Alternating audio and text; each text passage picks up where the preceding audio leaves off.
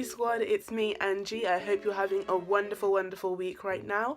This week's video is going to be on top tips to help you improve your quality of sleep, possibly your duration of sleep, the quality of your nighttime routine, just to maximize your productivity in general. With that said, let's get to my top tips.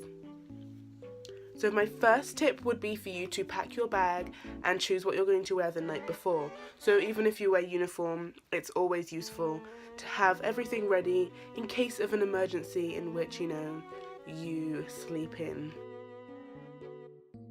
My next tip for you guys would be to clean your desk.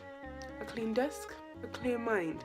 And if your desk is clean, you might possibly even have the urge to do a little studying in the morning, which is really helpful and set you up for a great start to the day. My next tip for you would be to journal or plan.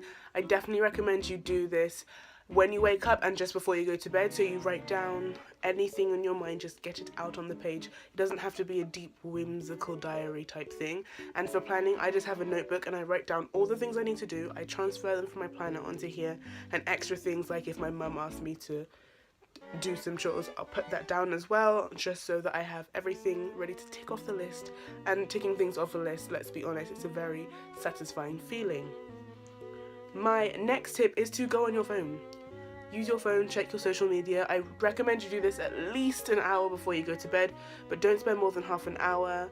This is because a lot of the time when we're on social media, even though we don't necessarily realize it, we aren't necessarily releasing the happiest hormones that we could be, because sometimes we feel jealous, for example, and that leaves us feeling really down, and feeling down as you're going to bed, it's gonna ruin your quality of sleep. My next tip is to read. Right now I'm reading this book by some guy called Douglas Holt. It's really interesting. It's on business.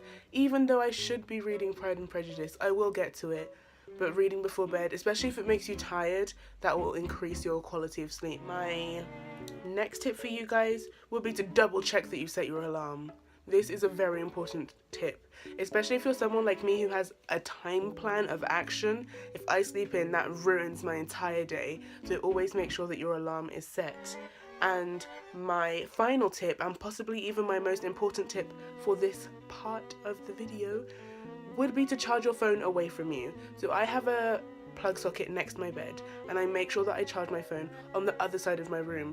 Not only does this mean that I have to get out of bed to go and turn off my alarm, it also means that I'm not tempted in the middle of the night to go and see what's happening in a group chat, which, we've all been there. We've all slipped down this very slippery slope of distractions.